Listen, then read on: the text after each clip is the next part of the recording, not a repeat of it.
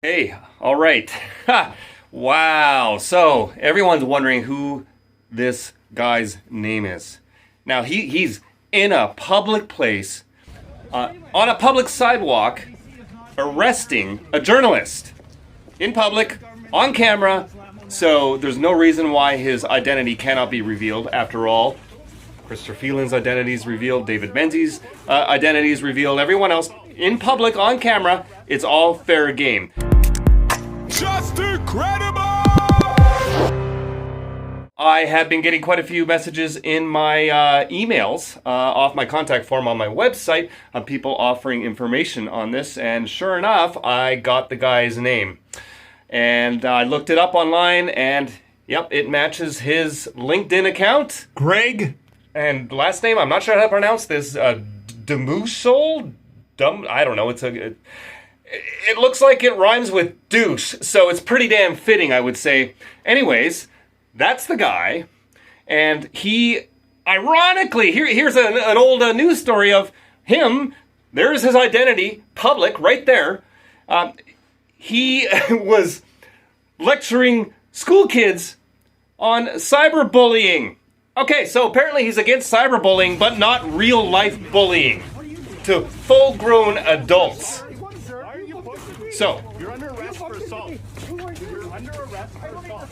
Greg, you should be ashamed of yourself. I'm getting all these messages from RCMP officers across Canada because you're making the force look terrible, all right? It's always the bad apples. Now, what you did was completely unacceptable, intolerable. It doesn't matter that you're working for the government. What is this, working for the government of Canada?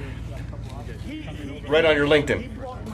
The fact that you are working for the government and the fact that you're with higher-ups like Chrystia Freeland and Blackface himself, the fact you're working with those people means it's even more important for you to not be a douchebag, to follow the law and not push people around. If anything, you have more of a responsibility to control yourself than everyone else does.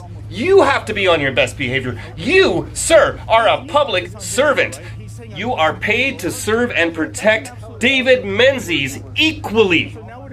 Not push him around and then charge him with assault. What the hell is this, North Korea? You are a disgrace. As far as I'm concerned, you're not even a Canadian. You and Freeland and Blackface all need to be behind bars. But I don't want to pay for it with my tax dollars. So I would just prefer it if you left the country. Get out of here. Get out of Canada. You're not Canadian. I am more Canadian than you are. Speaking of tax dollars, I think it's immoral at this point. It has been for a while, actually, for us citizens to contribute our hard-earned money to this government and what it's doing. Not just this, but there's a million examples, and this is just the icing on the cake. It is our inalienable right to refuse to fund a government that behaves like this. And this is why it's important to avoid a cashless society. Everybody should use cash.